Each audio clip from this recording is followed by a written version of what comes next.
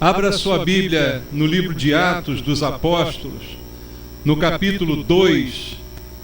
Nós vamos ler do verso 42 ao 47. Depois vamos ao capítulo 4, ler do verso 32 ao 35. Atos 2, do 42 ao 47. E depois capítulo 4, do 32 ao 35. A Bíblia diz assim, Atos 2, 42... E perseveravam na doutrina dos apóstolos e na comunhão, no partir do pão e nas orações. Em cada alma havia temor, e muitos prodígios e sinais eram feitos por intermédio dos apóstolos. Todos os que creram estavam juntos e tinham tudo em comum. Vendiam as suas propriedades e bens, distribuindo o produto entre todos, à medida que alguém tinha necessidade. Diariamente perseveravam unânimes no templo, partiam pão de casa em casa e tomavam as suas refeições com alegria e singeleza de coração, louvando a Deus e contando com a simpatia de todo o povo. Enquanto isso, acrescentava-lhes o Senhor, dia a dia, os que iam sendo salvos. Capítulo 4, versículo 32 até o 35, diz assim: da multidão dos que creram, era um o coração e a alma. Ninguém considerava exclusivamente sua nenhuma das coisas que possuía. Tudo, porém, lhes era comum.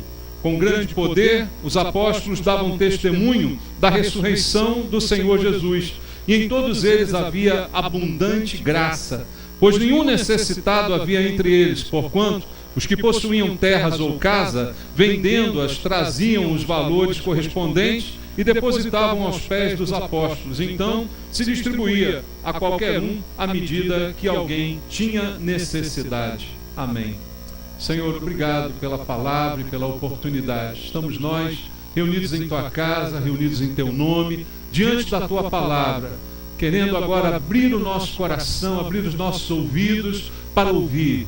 Que a Tua palavra faça morada nos nossos corações. Transforme a nossa vida, as nossas atitudes, os nossos pensamentos.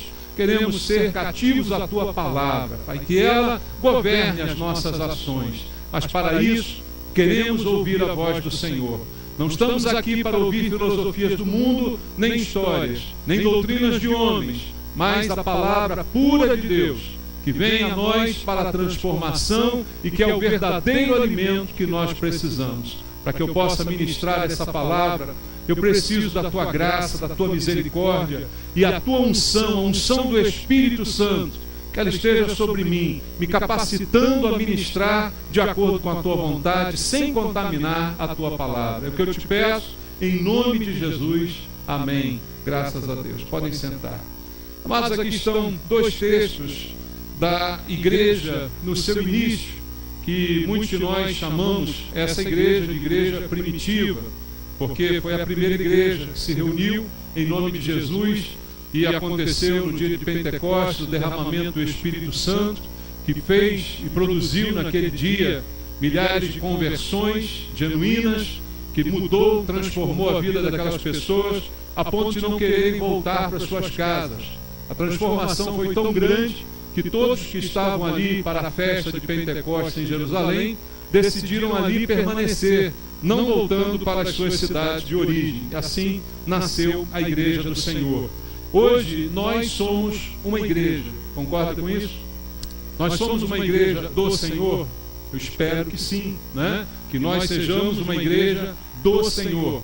Mas a pergunta que eu quero compartilhar com os irmãos para a nossa reflexão essa manhã: Deus nos aprova como igreja, né?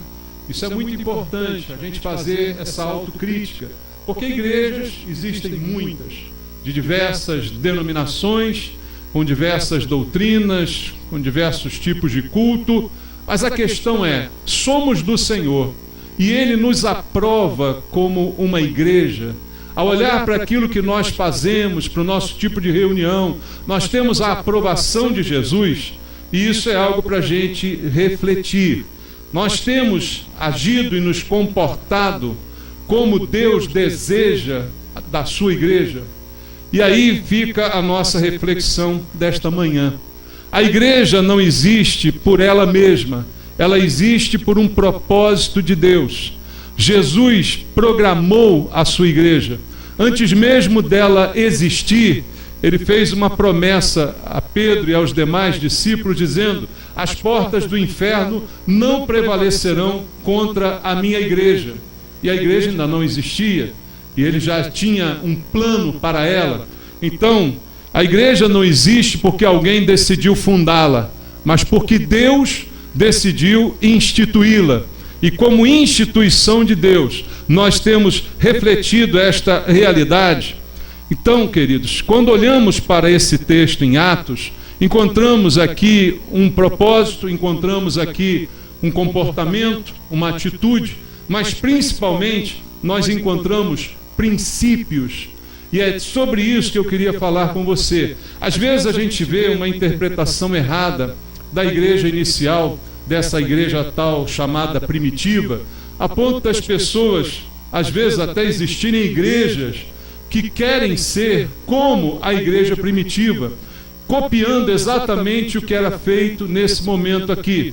Não é? Algumas igrejas nessa tentativa meio que saudosista de resgatar esse passado, dizendo assim: não, a verdadeira igreja é essa aqui, nós temos que ser assim, ignorando o contexto, ignorando época, ignorando o propósito, né? A gente parte para uma visão deturpada do texto. E eu disse já várias vezes à igreja que a gente precisa interpretar a Bíblia por princípios, porque princípios são eternos. Mudam as épocas, mudam os costumes, mudam as pessoas, a sociedade, mas os princípios permanecem o mesmo. Então veja, quando nós olhamos para o Antigo Testamento, nós entendemos que ele é verdade, que ele é a palavra de Deus, mas há coisas que ali são feitas que nós não repetimos hoje, porque não se aplicam mais ao nosso tempo, mas os princípios por trás daquelas atitudes ainda se aplicam a hoje. Então, nós não sacrificamos mais animais, mas o princípio daquele sacrifício se aplica à nossa vida hoje. Assim temos que interpretar também a igreja em Atos. Não é um resgate que nós devemos fazer para imitar as circunstâncias dessa igreja. Alguns de doutrina comunista até imaginam que essa igreja era um tipo de comunismo, não é? Porque as pessoas vendiam suas propriedades, distribuíam, nada faltava, como nós lemos aqui nos dois textos enfatizando isso. Há uma pequena diferença, aliás, uma grande diferença entre um conceito e outro, porque aqui tudo era feito voluntariamente, e no comunismo tudo é feito obrigatoriamente, não é? Você é obrigado a vender as suas propriedades e dar para o Estado e não para a igreja, né? Aliás, o comunismo odeia a igreja. Aonde existe comunismo não existe igreja. Então é uma incongruência completa a gente querer associar esse texto a qualquer movimento comunista. E também é uma ilusão querer que a igreja hoje venha repetir isso aqui, porque o contexto era completamente diferente. Como eu disse a você, aquelas pessoas que se converteram quando Pedro pregou no dia de Pentecostes, a maioria delas não morava em Jerusalém, mas de tal forma foram transformadas que depois do discurso de Pedro perguntaram: e agora? Que faremos? Aí Pedro disse: cada um de vocês seja batizado em nome de Jesus, porque não há mais alternativa, a vida mudou. E diante daquilo muitos não queriam voltar: quero ficar aqui, quero ficar com os irmãos. Mas deixam para trás uma vida, deixam para trás um rendimento, deixam para trás um sustento. Então era necessário que naquele momento tudo isso acontecesse dessa forma. Mas os princípios que baseavam esse comportamento também valem para hoje. O princípio do desprendimento, o princípio do amor, o princípio da ajuda mútua, isso continua valendo. Embora a forma não venha mais ser aplicada do mesmo jeito, o princípio que regia aquelas ações, ele continua válido para todos nós como igreja. Então o que eu queria essa manhã é olhar para esse texto, para a gente entender os princípios e perguntar numa autocrítica para nós hoje como igreja, se nós estamos adotando esses princípios. E se nós estamos agradando a Deus com a igreja que somos, com o tipo de culto que fazemos, com o comportamento individual de cada um, dentro e fora da igreja. É isso que a palavra de Deus nos sugere, uma reflexão, um confronto, para que eu me julgue por ela, não pela opinião de alguém, mas pela palavra, esse é o melhor julgamento? É o julgamento que nós fazemos de nós mesmos. Ninguém precisa me apontar o dedo, mas eu preciso apontar o dedo para a minha própria consciência e me comparar com o que a Bíblia diz e me questionar se eu estou vivendo debaixo desses princípios. Então, olhando para o texto que nós já lemos, eu vou recobrar alguns versículos para a gente entender o princípio e ver se nós hoje somos a igreja que Deus deseja, a igreja que Deus aprova. Primeiro princípio está no versículo 42 do capítulo 2, que é fundamental.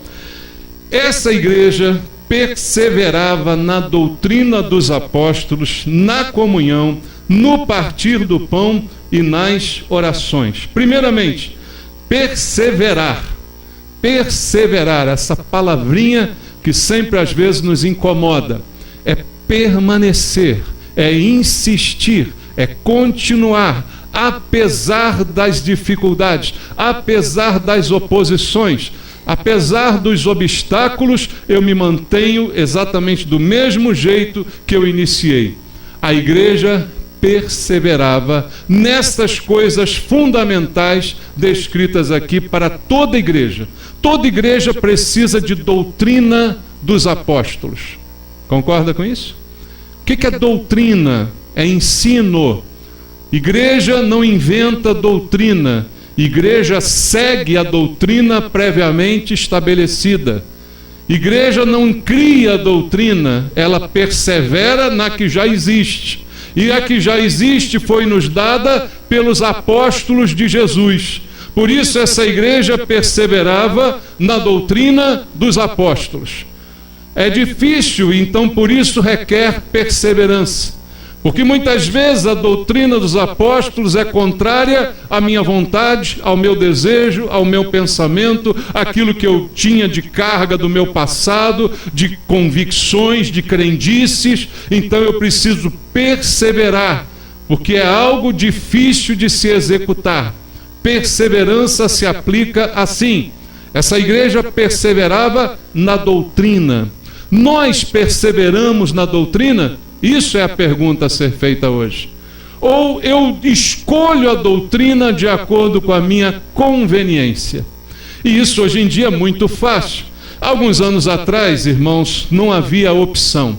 Se você saísse de uma igreja e fosse para outra, você estava roubado, porque você ia achar a mesma coisa na outra. Entendeu?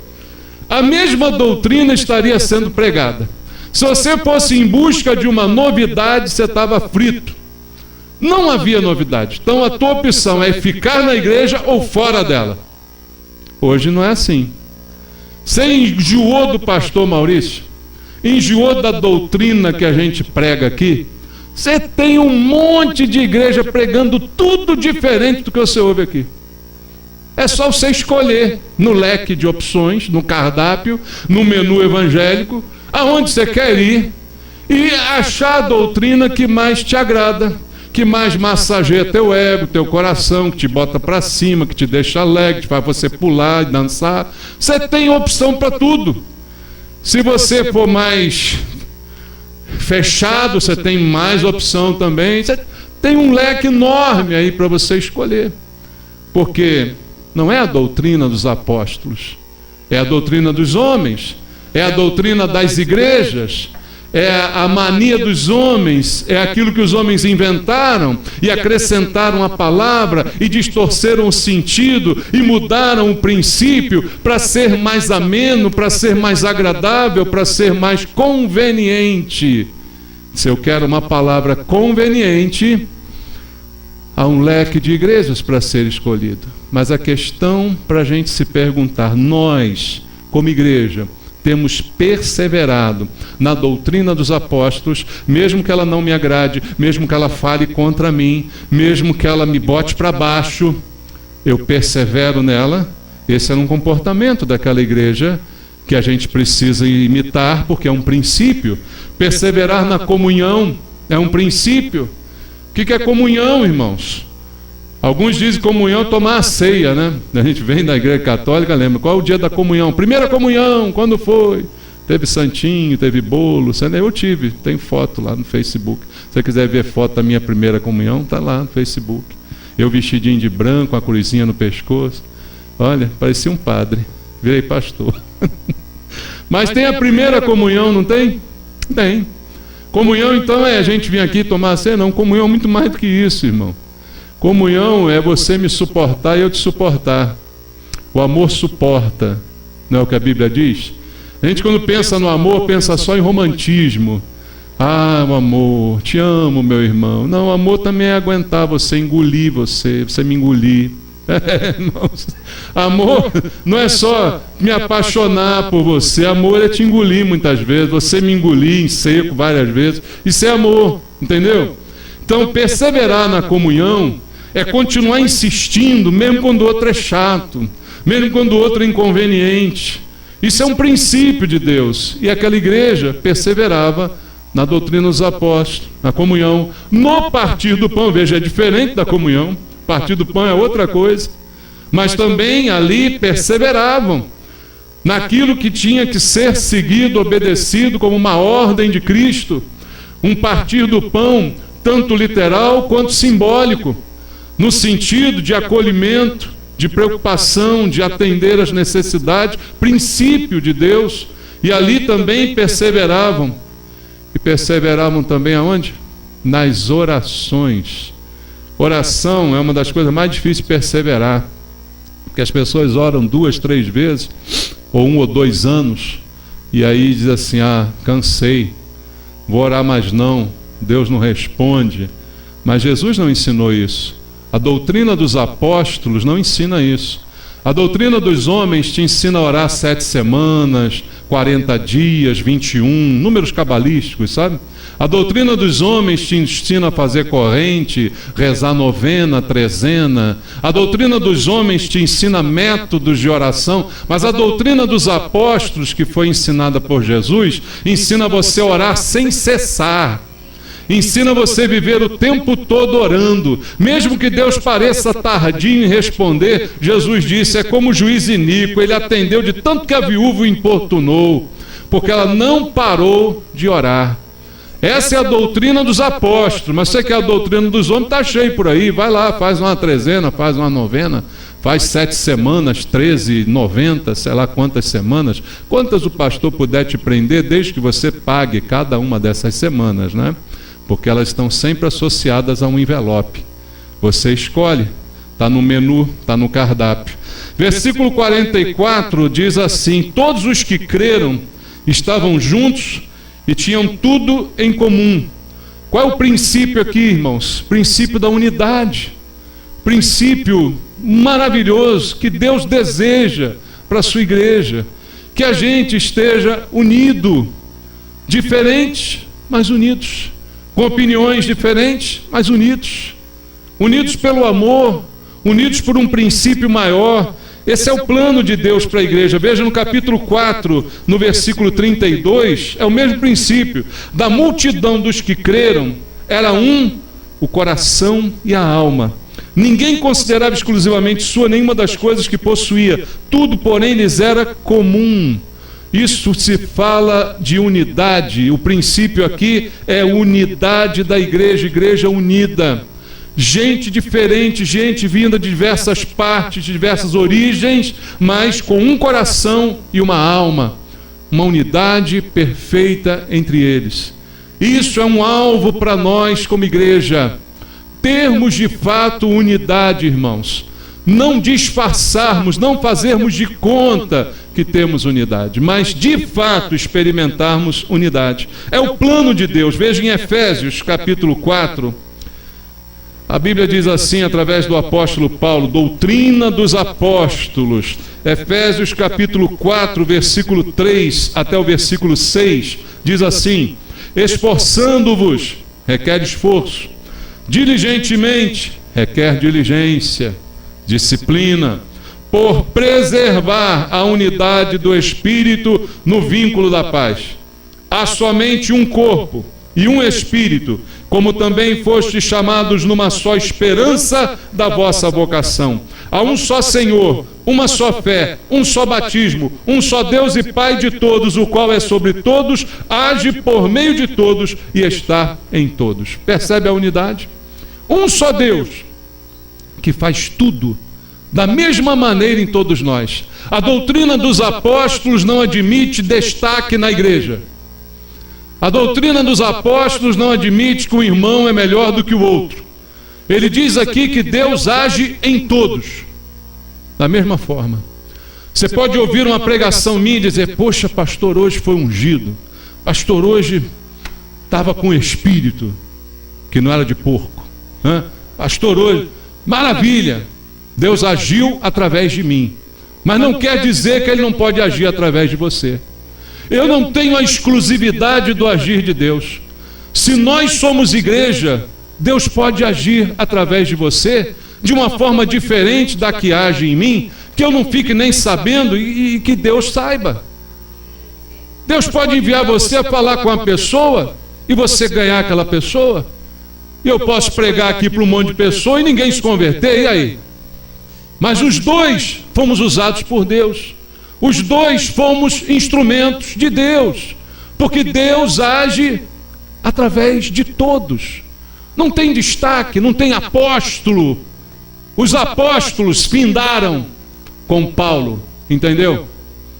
Não tem o apóstolo fulano, a bispa ciclano, o título que você quiser dar a qualquer pessoa.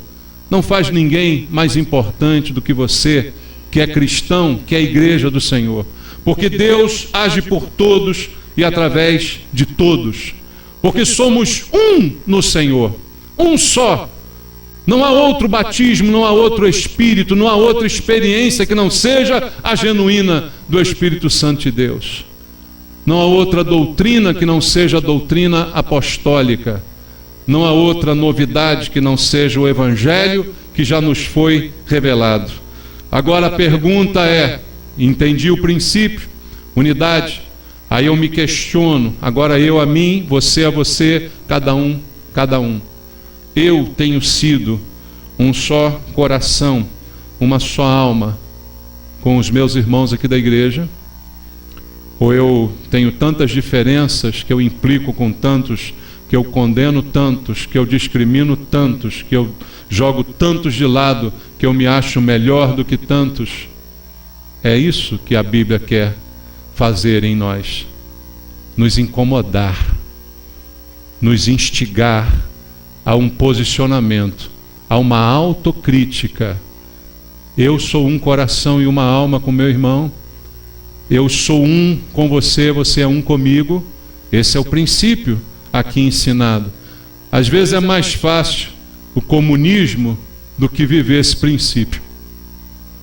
Às vezes é mais fácil dar bens do que viver o princípio que está por trás daquelas ações. O princípio é muito mais importante.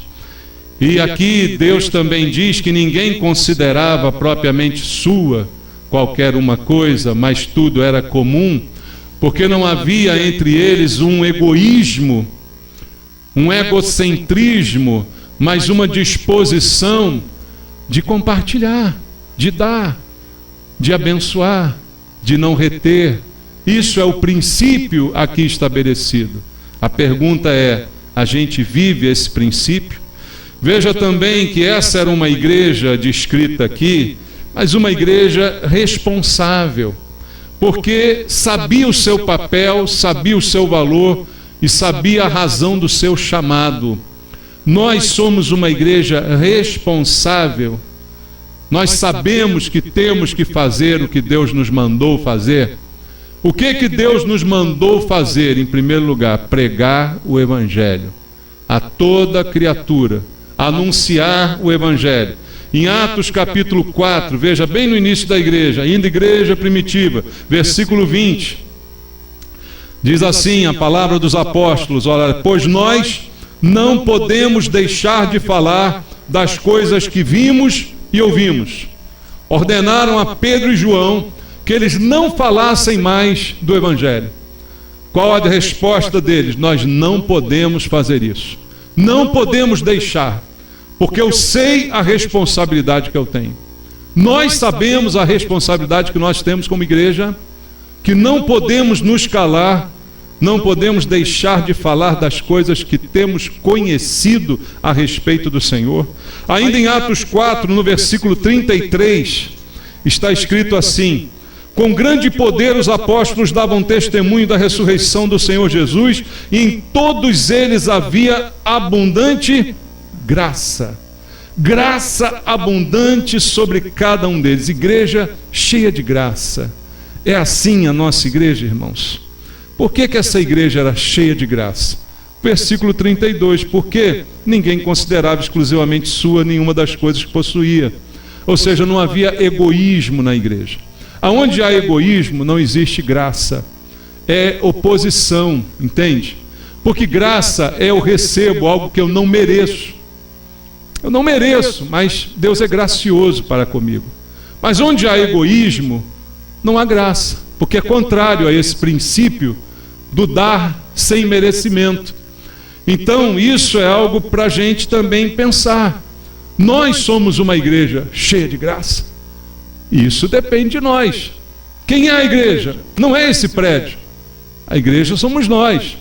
Quem faz uma igreja ser assim ou assado? Somos nós, que compomos esta igreja. Essa é a nossa função, essa é a nossa tarefa. Veja em Atos 4, verso 34 e 35. Está escrito: pois nenhum necessitado havia entre eles, porquanto os que possuíam terras ou casas, vendendo-as, traziam os valores correspondentes e depositavam aos pés dos apóstolos. Então se distribuía a qualquer um à medida que alguém tinha necessidade. Qual o princípio aqui? O princípio da solidariedade. Como eu disse, não é para imitar isso, mas é para agir com esse princípio. Ser solidário. Quando nós fazemos alguma coisa, suprimos a necessidade de alguém, nós estamos agindo de acordo com esse princípio, o princípio da solidariedade. E isso é aplicável em diversas situações, não somente no aspecto financeiro. Veja o que diz Gálatas, capítulo 6, versículo 2. Na carta de Paulo aos Gálatas, doutrina apostólica, capítulo 6, verso 2, Paulo diz assim: levai as cargas uns dos outros, e assim cumprireis a lei. Lei de quem? De Cristo. Ele está mandando levar a carga um do outro. Eu ajudo você, você me ajuda. Eu tenho carga, você também tem. Alguém aqui não tem carga nenhuma? A gente leva um do outro a carga, a gente ajuda um ao outro. Esse é o princípio que Deus nos ensina. Em 1 Coríntios 12, 25, um pouquinho atrás aí de Gálatas, 1 aos Coríntios, capítulo número 12, versículo número 25, para que não haja divisão no corpo, pelo contrário, cooperem os membros com igual cuidado em favor uns dos outros. Cooperação, operar juntos em favor um do outro. Eu pergunto, nós temos feito isso? Nós temos vivido este princípio? Consciência de cada um, ajuda mútua, cuidado uns com os outros, pensar no outro. Uma igreja em que Deus operava e operava de maneira abundante.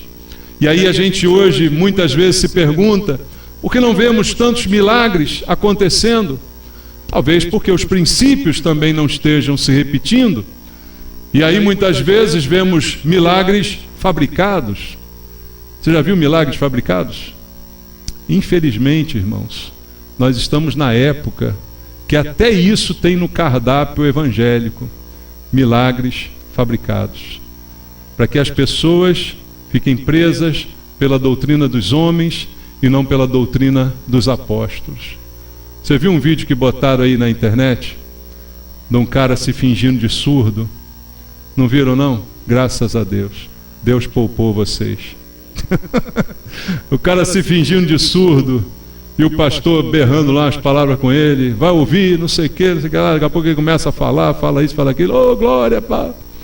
Aí depois filma o cara andando de bicicleta, o outro perguntando para ele, Você não era surdo? Ah, nada, o pastor me deu uma grana para fazer isso e pronto. E agora? E agora, irmãos? O milagre não existe mais?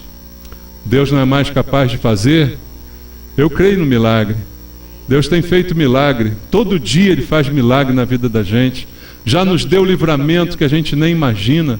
E ainda faz coisas extraordinárias, como curar alguém, como fazer uma transformação na vida de alguém, como tirar alguém do lodo, da lama e botar essa pessoa no perfeito juízo. Deus ainda faz esses milagres. Mas o problema são os homens. O problema é a doutrina dos homens. E o problema também é que muitas vezes a igreja não é o que deveria ser. Veja em Atos capítulo 5, quando você vê no versículo 12, a Bíblia dizendo: muitos sinais e prodígios eram feitos entre o povo pela mão dos apóstolos, e costumavam todos reunir-se de comum acordo no pórtico de Salomão. Por que eram feitos milagres e prodígios e sinais? Porque havia um comum acordo entre todos. Porque haviam esses princípios de perseverança, de graça, de santidade, de solidariedade. Esses princípios são o solo fértil para os milagres acontecerem. Os milagres precisam de um solo fértil, sabia? Jesus fazia milagres? Fazia. Mas quando esteve em Nazaré, sua cidade, Ele não fez ali muitos milagres, a Bíblia diz. Por quê? Por causa da incredulidade, por causa do ambiente. Veja, o milagre precisa de um solo fértil. Embora Deus queira e seja capaz de fazê-lo, o solo precisa ser propício. Então, o solo propício não é um ou outro que se diz apóstolo ou qualquer coisa e que fica comprando gente para dizer que foi curada. O solo é uma igreja, irmãos. Porque, como já disse aqui, você leu comigo, Deus usa cada um de nós. Deus não tem destaques. O fulano é poderoso, ele faz uma oração que eu fico arrepiado. E a gente fica atribuindo poder às pessoas, dizendo que elas têm uma oração mais poderosa do que outras, porque somos facilmente enganados pelas coisas que vemos, pelo carisma dos homens, pela simpatia do lobo que está vestido na pele de uma ovelha. É lindo, é carinhoso, é bonito, mas é um lobo por dentro. E aí a gente é enganado por essas coisas. Então os prodígios aconteciam porque a igreja era cheia de poder. Veja o que acontece em Atos 19. Olha a que ponto nós chegamos. Em Atos 19, versículo 11 e 12 diz: e Deus, pelas mãos de Paulo, fazia milagres extraordinários, a ponto de levarem aos enfermos lenços e aventais do seu uso pessoal, diante dos quais as enfermidades fugiam das suas vítimas e os espíritos malignos se retiravam. Pronto, está aqui a receita. Aí os pastores hoje vendem lenços e aventais. Aí vendem camisas ensanguentadas. Vendem suor. Eu vou vender o meu suor. Peraí, deixa eu ver. R$100, está em promoção. Alguém quer? Ninguém quer. Vou tomar o mesmo. Estou sem crédito nenhum. Mas não é isso que estão fazendo hoje. Quem cura é Deus. Quem faz o milagre é Deus, irmãos. Mas o solo é propício. O solo é a igreja. É a igreja que faz a diferença. E a igreja somos nós. Não é um apóstolo ou outro. Nós somos a igreja. E essa igreja é a igreja que transtorna o mundo. Em Atos 17, versículo 6, está escrito assim: porém, não os encontrando, arrastaram Jason e alguns irmãos perante as autoridades, chamando: estes que têm transtornado o mundo chegaram também aqui. Veja, a igreja chegou ali. E aí, quando prenderam esses, disseram assim: eles têm transtornado o mundo. A igreja tem transtornado o mundo? Em certo sentido tem. É tanto escândalo que o mundo está transtornado. Já não aguenta mais ver escândalo de igreja, de pastor, de um monte de gente. Gente que se diz crente. É muito escândalo. Então, a gente hoje transtorna de uma outra forma. Mas será que a gente transtorna com essa ideia de unidade, de perseverança, de solidariedade, de amor mútuo, de considerar o outro superior a si mesmo, de não ter destaques entre nós? Isso é transtornador para o mundo, porque o mundo está acostumado à teologia do domínio. Sabe qual é a teologia do domínio? É essa que estabelece uma hierarquia em que uns dominam sobre os outros. Mas essa é a doutrina dos homens, que tem papa, bispo, arcebispo, cardeal, arque não sei que lá. Essa é a doutrina dos homens. A doutrina dos apóstolos que ensinou Jesus, ele diz assim: entre vocês não será assim. Quem quiser ser o maior, seja o servo de todos. Você vê como é fácil desmascarar isso, irmãos? É só olhar para a doutrina dos apóstolos. Mas nós não queremos perseverar nelas. A gente quer a doutrina que agrada, que faz cosquinha no meu ego, que faz eu sair da igreja me sentindo o suprassumo da caridade. Mas é na doutrina dos apóstolos que a gente aprende a verdade. É uma igreja que trabalha.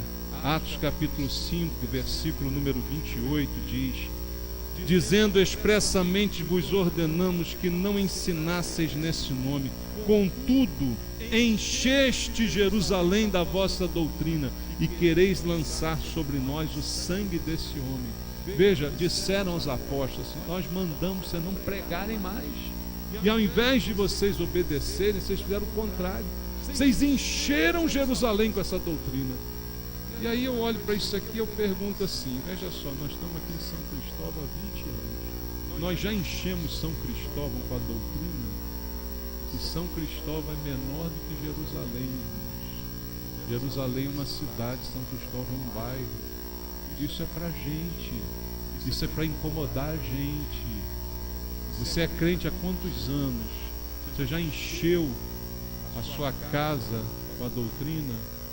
O seu trabalho com a doutrina? Mas a gente não está enchendo nada, está enchendo o saco das pessoas só. Já enchemos com a doutrina a região onde nós estamos colocados, que aquela igreja trabalhou e ela encheu Jerusalém daquela doutrina.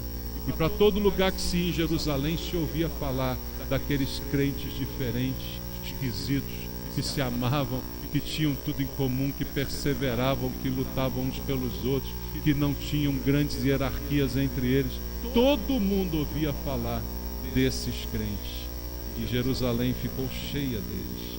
Então isso é um exemplo para a gente. É uma igreja de coragem, porque o verso 29 diz: então Pedro e os demais apóstolos afirmaram: antes importa obedecer a Deus do que os homens. Essa foi a resposta que deram quando os acusaram de ter enchido Jerusalém. Nós não mandamos vocês ficarem calados, mas vocês encheram Jerusalém. Eles disseram: porque melhor é obedecer a Deus do que obedecer aos homens. Isso é coragem. Nós somos a igreja de coragem, irmãos. Eu pergunto isso: nós somos a igreja de coragem? Às vezes eu penso que não, que os irmãos não querem vir de noite porque tem medo de andar na rua de São Cristóvão. Tu é um crente ou tu é um frouxo? Fala para mim. Bati agora em você, né? Me pega lá fora. Você que tem medo de andar na rua, quando você ia para boate, você voltar de madrugada, não tinha medo nenhum. Quando estava na boca de fumo, tu virava à noite, não tinha medo nenhum. Quando estava na macumba, todo o centro é longe, toda macumba é madrugada, não tinha medo nenhum. Agora tem medo de vir à igreja de noite? Cadê as promessas bíblicas? Os anjos do Senhor se acampam ao redor. Persevera na doutrina, meu irmão. Essa igreja não tinha medo. Se o ladrão te abordar, fala de Jesus para ele. Você pode levar aqui meu celular, mas saiba que Jesus é Senhor. Não tenha medo, não se acovarde, não fique encolhido, acolhido. Coragem é a palavra. E uma igreja de oração. Atos capítulo 12, há um episódio muito interessante dessa igreja, que no versículo 5 diz assim: Pedro, pois, estava aguardando no cárcere, mas havia oração incessante a Deus por parte da igreja a favor dele. Pedro e Tiago estão presos, Pedro está na prisão, e a Bíblia diz que havia oração incessante da igreja a favor dele. Ou seja, uma igreja que está reunida orando. Hoje, os menores cultos são os cultos de oração. Parece que é porque ninguém mais é preso. Parece que porque ninguém mais é perseguido. E aí quando tem oração é só para pedir a Deus carro, emprego, casa, mulher em 3 dias. O amado, né? Parece que as orações se resumem a isso. Mas aquela igreja se reunia e orava incessantemente porque Pedro estava preso.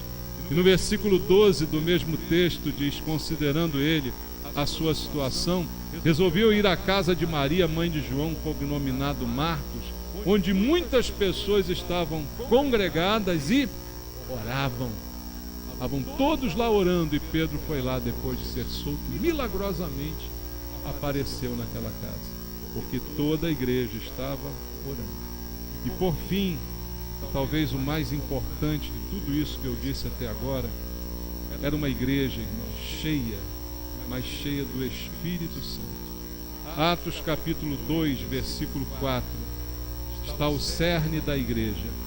Todos ficaram cheios do Espírito Santo e passaram a falar em outras línguas, segundo o Espírito lhes concedia que falassem. Atos 4, versículo 31. Atos 4, 31 diz assim: tendo eles orado, tremeu o lugar onde estavam reunidos, todos ficaram cheios do Espírito Santo e com intrepidez anunciavam a palavra de Deus. Promessa de Deus que se cumpriu e foi dita em Atos 1:8: mas recebereis poder ao descer sobre vós o Espírito Santo, e sereis minhas testemunhas tanto em Jerusalém como em toda a Judéia e Samaria e até os confins da terra. Deus prometeu, Deus cumpriu. Igreja cheia do Espírito Santo, igreja orando, lugar tremendo, todos com intrepidez para pregar a palavra. Todos esses princípios que eu disse do início da mensagem até agora dependem desse daqui. É inútil querer perseverança em doutrina, é inútil querer unidade, solidariedade, é inútil querer coragem, é inútil querer tudo isso, responsabilidade, graça, tudo que eu disse, de quem não tem o Espírito Santo. Aí, irmãos, é como malhar em ferro frio, entende? Isso não se consegue por força de vontade, isso não se consegue com disciplina de comportamento, mas isso é fruto do Espírito Santo. E é isso que a igreja mais precisa, ser cheia do Espírito Santo. Se você precisa de alguma coisa, peça a Deus, e peça para ser cheio do Espírito Santo, porque aí todos esses outros princípios vão se cumprir na sua vida, vão se cumprir na vida da nossa igreja. Aí vai ser tudo mais fácil. A graça será abundante, a solidariedade, o poder, o testemunho, o amor, a solidariedade de estarmos juntos, em comum com tudo, porque o Espírito Santo é pleno na vida da gente. É isso que precisa. E é isso que eu peço a Deus, não só por esse ano que está acabando, não só para o ano que vai entrar, mas por toda a vida da igreja. Uma igreja cheia do Espírito Santo, que possa agradar a Deus e fazer aquilo que Deus deseja. É isso que nós temos que ser como igreja. Deixe o Espírito Santo incomodar você essa manhã, porque o que você precisa é a plenitude dele. Você não vai ter tudo em comum com seu irmão, você não vai suportar o seu irmão, porque você tem força de vontade para fazer isso. Você vai fazer tudo isso quando você for cheio do Espírito Santo. Na carne tudo isso é ilusão. Tudo isso é possível até por algum tempo, mas não permanece, porque é fruto apenas de disciplina pessoal. Mas quando o Espírito Santo está, aí tudo muda. Amém? Vamos orar?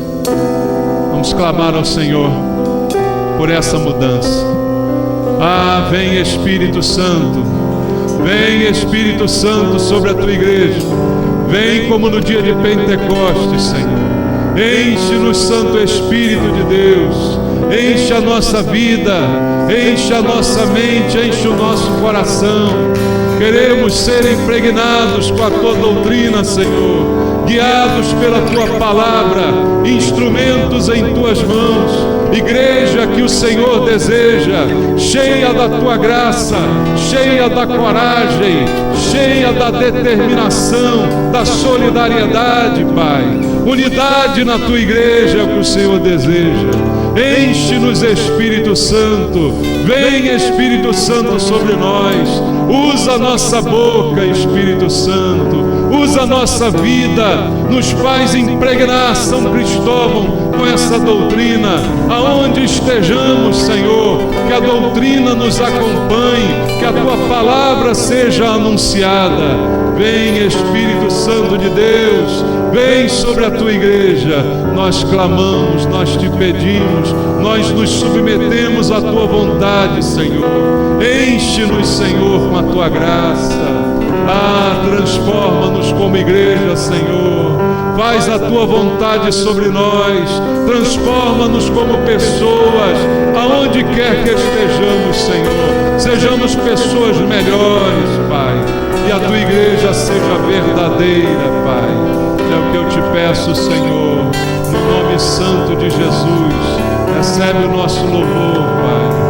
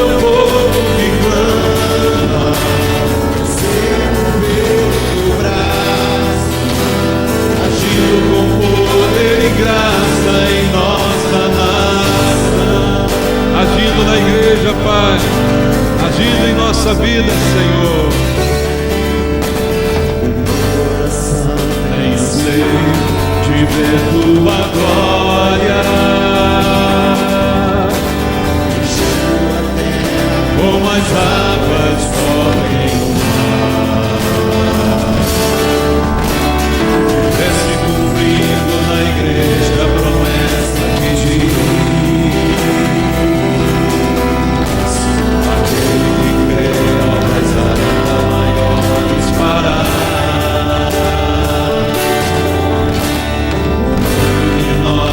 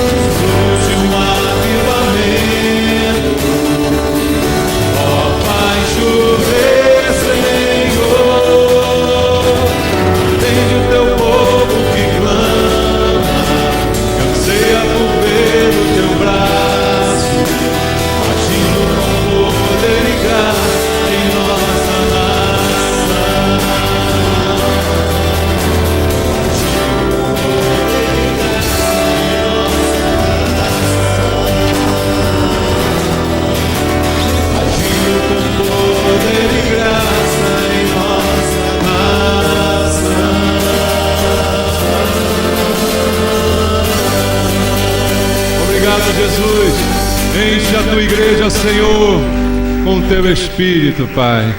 Glória ao nome do Senhor.